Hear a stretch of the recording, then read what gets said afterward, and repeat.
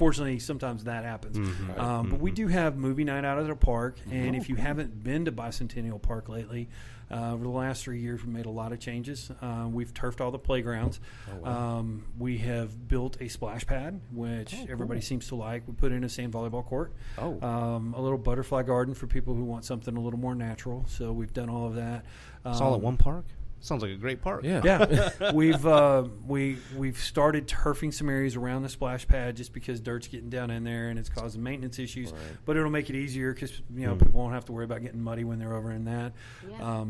We are taking out some of our workout equipment. Eventually, we're going to replace it and put it throughout the park as more of a circuit training instead of in one area. But the area that we have is going to be turfed so people can use it for stretching and yoga and try to get some other uses out of that. That's in the progress. We've got we just finished relighting our arch. If you haven't been in Pantego. Yes. I have driven by recently underneath it as they've been working on it. Okay. It looks really nice, especially at night. I've come down the other night and I was like, oh, they lit it up. It's lit up green for Christmas. We'll change the colors as the year goes in different events, but we have that flexibility to change it soon. They've already the construction that's down there right now is putting in some decorative lighting for people to walk up and down the sidewalks. Cool. That will be in hopefully within the next 2 weeks. We are backlighting all of our street lights with LEDs, so the street names will be in LEDs. That's really cool. The ones on Park Row will be in red. The state wouldn't let us do red on 303, so they'll be in green.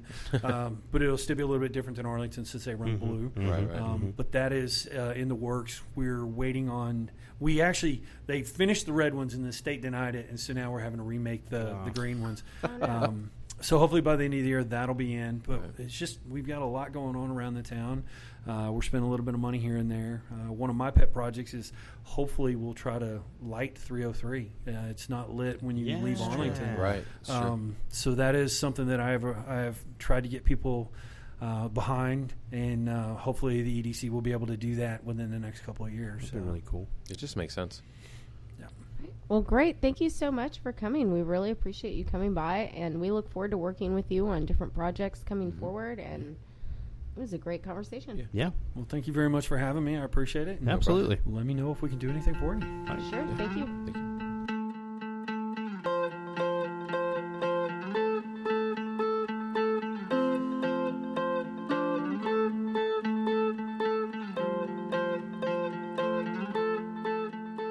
We're here with Logan Dotson, the winner of the Videographer of the Year.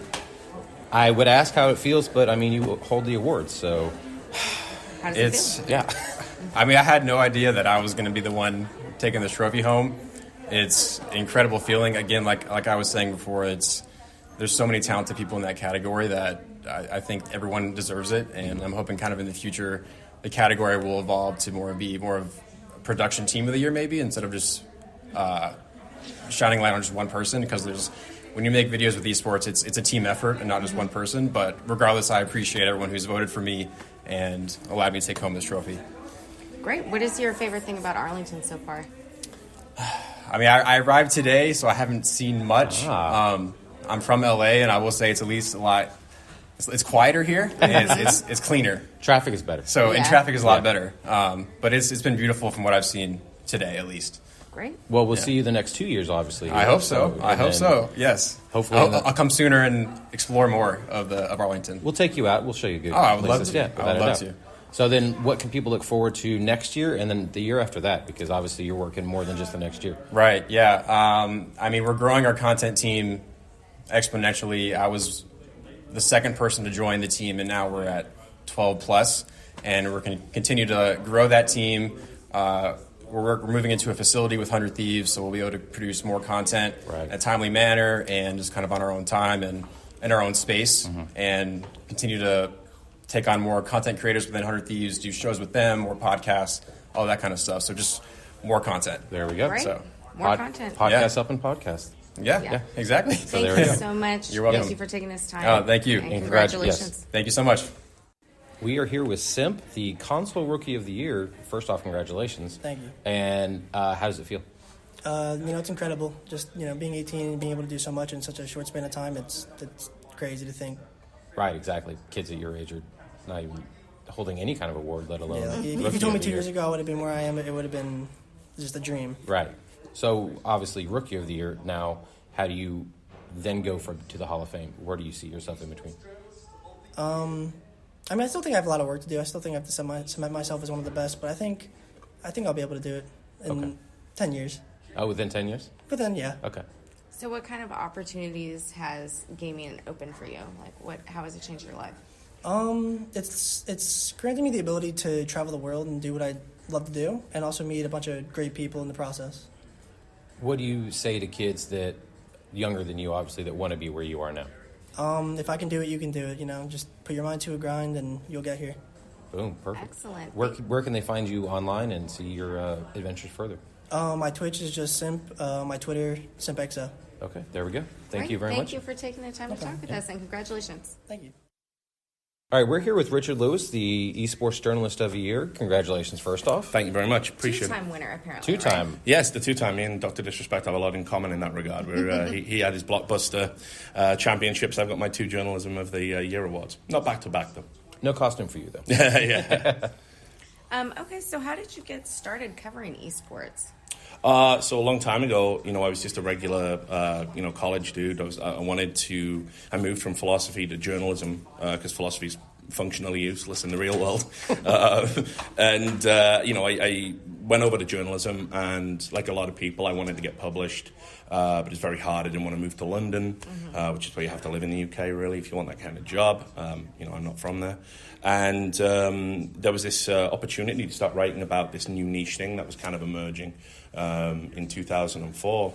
That was basically this thing that we hadn't even decided on it being called esports back then. There were some other goofy names like cyber athleticism, I think was one of them, other nonsense. So I started writing some pieces about it and, met some cool people. I kind of ingrained myself into the scene and then just stuck around, I still didn't get published, by the way. I had to kind of self-publish and do lots of free work and just give it away. But eventually, around about 2006, 2007, we had our first big kind of... It was like the second coming at esports, and I was on the ground for that. So I got to, take advantage of some of the job opportunities, which still weren't great. You couldn't live on it, but it was paying. And just snowballed from there. And then, my real big break probably came... I broke a bunch of stories in 2014, 2015 that were really high profile. And then in 2016, I got picked up to work at Turner Sports as a TV host. Wow. Fantastic. And I did that for 2 years, over 2 years before I quit because, TV isn't all it's cracked up to be. So. So what stories do you feel aren't being told? I mean, listen, the problem we've got right now is the money's pouring in, so everyone wants that feel-good stuff because that makes everybody feel reassured. But if there's bad actors taking that money and then misusing it, you've got plenty to worry about. So what I'm trying to do is, first of all, I write a lot about the business side of esports because we need to know where the money's going. It can't just be going in people's pockets, which is what's happened every time. We've had a big influx of investment in esports. People just pocket the money, and when everything goes bust, they go, I don't know where it went, but look at my big house and nice car. So a lot of corruption. And then the other thing, of course, is that when that money gets sidelined, it's players that usually suffer. You tell them, hey, we're bankrupt. Contract's meaningless now. So I try and write a lot about contracts. I brought contract lawyers into the space. That was one of the first things I did. In 2011 and 2012, I started saying, lawyers, get involved in this because, in a few years it's going to be a lot of money. And I started taking contracts to lawyers and then writing about it and breaking it down so people could understand what their options were. And then the other thing is, like I say, there's some like every industry, genuinely nasty people that do nasty things. Like the Rick Fox story I was talking about on stage. He went through a terrible thing where an investor was racially abused him. A high level, we're talking millionaires here. And he felt powerless about that because what do you do when you're locked into an investment with a guy that's racially abusing you and he can't get out of it?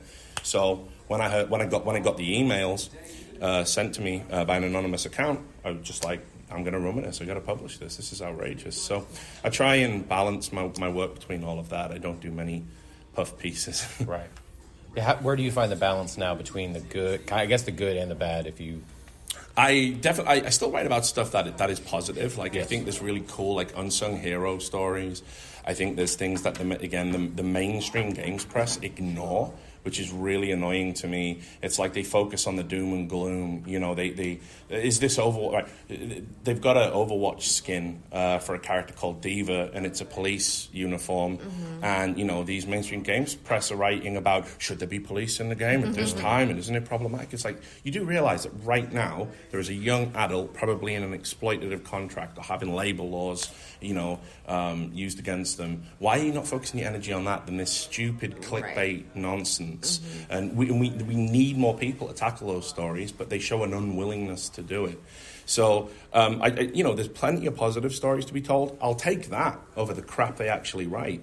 But unfortunately, we've had to police ourselves in the esports industry, and that's why I'm sick and tired of external people coming in and then telling us, you know, do your tie up and shine your shoes and get smart, and we're running the show. No, not bullshit. Not while there's breath in my body. Not at all. Now, if people want to follow you, your stories, and learn more later, where can they follow you on social media, and where can they find your stories? It's at R. Lewis Reports. My Twitter's a bit spicy. I'm one of those combative people. So just a warning for any of your readers or listeners. But they can follow me there. All my stories go out. I have a YouTube channel as well, which is just R. Lewis Reports as well. I got a website, rlewisreports.com, and I have a Twitch channel, Richard Lewis Reports, because I couldn't get the branding, and that's where I do like live breakdowns of the news and stuff. So anyone interested in just getting into esports and learning about the real stuff that goes on behind the scenes, I'm definitely the guy for that. Great. Fantastic. Thank you. It was so nice of you to take your time today. No worries. Nice to meet Wonderful. you. Congratulations Thank you. again. Well, yeah, hey, thanks very much. No problem. I am here with Nate Schott, the Personality of the Year here at Esports. How does it feel? Congratulations. And how do you like Arlington so far? First of all, you guys have all the fast food restaurants I could ever want right down the street. I've already eaten at Cane's 2 times because we have those in L.A., but they're a little further away than I live. I was actually blown away by the 3 stadiums that you guys have within walking distance. Yes, and one of them is not even done yet. I don't even understand it. Yeah. Because in L.A. you don't have any land. I'm from Chicago as well. Well, you're getting a football stadium. Well, in L.A. we are. Yes. But, like, back in Chicago we have, like, Soldier Field, and we have the United Center. But one of my best friends lives in Dallas, and I came and visit here a couple times. Arlington's great. It's fantastic. We have all the sports. Yeah, you guys have a ton of sports, and I fucking love sports. Oh, Excuse my language. No, you're fine. But tonight has been fantastic, so I appreciate you asking me all these questions. Well, good. So how do you think you're the actual... Do you feel that you're the Personality of the Year, or do you feel somebody else maybe could have been, in your opinion? Yeah, I mean, listen, there are numerous people in numerous different games across esports that contribute to this ecosystem. They're on camera. They're doing a fantastic job for the industry.